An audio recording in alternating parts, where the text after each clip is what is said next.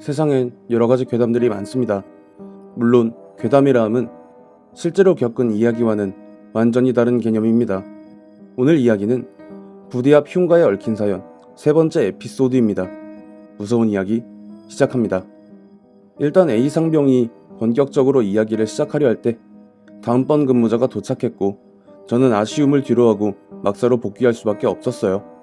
A 상병이 그날 이후로 저를 꽤나 마음에 들어한 건지 원래는 이등병들과 근무를 함께하는 것에 부정적이었던 사람이 행정병에게 마스터를 주면서 저와 함께 근무를 넣어달라고 넌지시 이야기했다고 합니다. 그렇게 이틀 뒤 저와 A 상병은 위병소 말번초 근무에 들어가게 되었고 A 상병은 저를 보자마자 오늘이 하이라이트야 라고 하며 낄낄거렸습니다. 그렇게 전번 근무자와 교대를 한 뒤 A 상병은 곧바로 소총을 내려놓고 이야기를 시작했어요. 정병장과 윤일병이 겪은 일은 그들이 함구함으로써 그 누구에게도 알려지지 않았지만 단순히 그들만이 그들을 겪은 게 아닌 다른 이들도 그들을 겪기 시작했다는 게 문제였습니다. 두 번째 목격자는 당시 중3 미만 하사들 사이에서 왕고참으로 여겨지던 선임하사였는데요.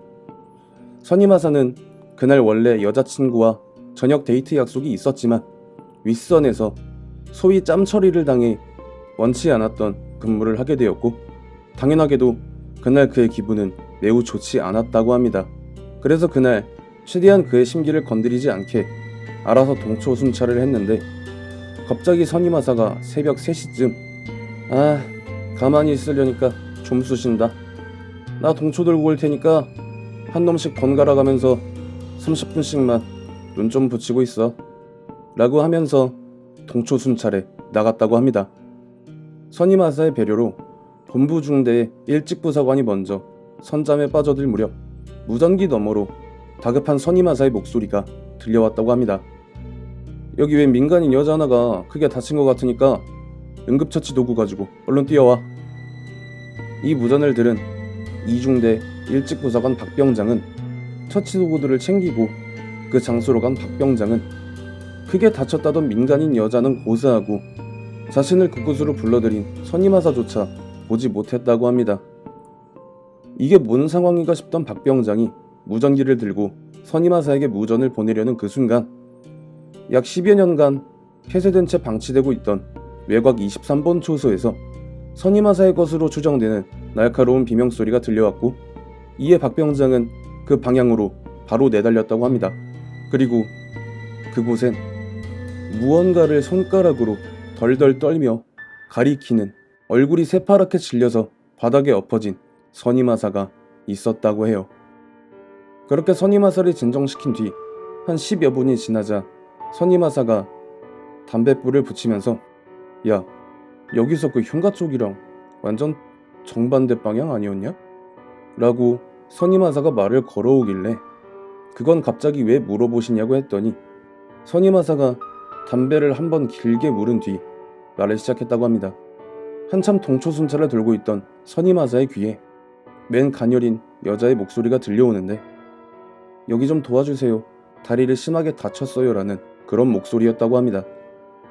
이게 군부대 인근에 그것도 새벽 3시가 넘은 시간에 웬 여자 목소리가 지척에서 들려오니 선임하사는 인간에서 난 민간인이 밤에 버섯 같은 거 켜다가 다쳤나 보네 하면서 목소리가 들려오는 방향으로 갔는데 정말 그 어둠이 짙게 깔린 상황에서도 한눈에 봐도 와 진짜 예쁘다 라는 감탄사가 나올 정도로 아름다운 여자가 상당히 부어오른 발목을 부여잡고 끙끙거리는 게 보였다고 합니다.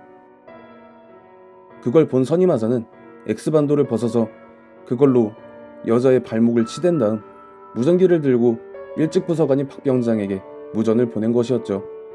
그렇게 박병장을 기다리며 그 여자와 도란도란 이야기를 나누던 선임하사는 점점 그 여자가 뿜어내는 매력에 빠져들기 시작했고 급기야 그 여자가 발목이 다친 상황이란 게 무색할 정도로 멀쩡하게 일어나서는 그의 손목을 잡으며 외곽초소 인근으로 끌어당기기 시작했다고 합니다.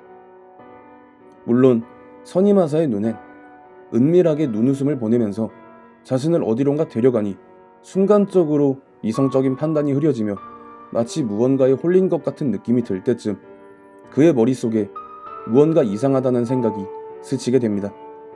그리고는 순간적으로 그 여자의 손을 뿌리친 선임하사는 후레쉬 등을 켜서 그 여자의 모습을 제대로 비춰봤는데요.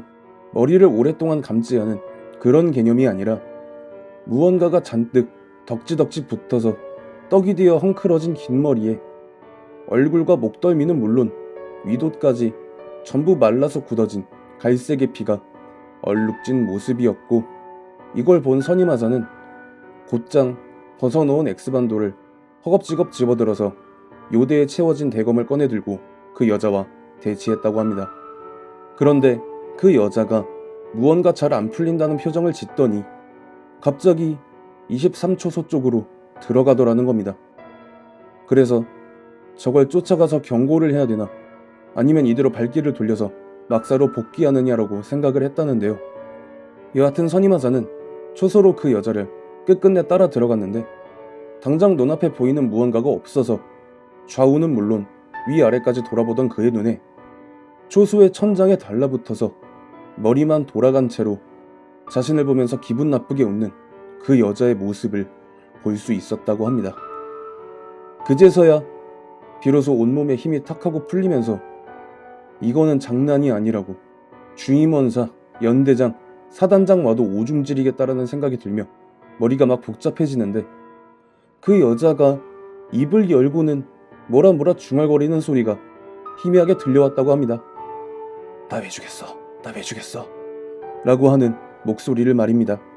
선임하사는 그제서야 그 사건에 대한 의문점이 풀리는 느낌을 받았지만, 문제는 눈앞에서 기괴한 몸짓으로 저런 말을 속사포처럼 내뱉는 그 여자가 너무 공포스러워서 비명을 지르며 기절 직전까지 간 그 상황에 박병장이 뛰어오는 모습을 본 여자가 참 하면서 사라진 거라고 하더랍니다. 그렇게 선임하사는 다음날 아침 다음 일찍 사관에게 인수인계를 하고 퇴근하기 전 이를 윗선에 보고해야 할지 말아야 할지를 한참 고민하다가 끝내 주임원사에게 가서 전날 겪은 일에 대해 털어놨고, 부대는 다시금 그 사건에 의해 요동치기 시작했다고 합니다. 이번 이야기는 여기서 마무리하겠습니다. 다음 편이 이번 에피소드의 마지막 편으로 최대한 빠른 시간 내에 업로드하겠습니다. 시청해주신 모든 분들 감사드리며 구독과 좋아요, 알림 설정 부탁드립니다.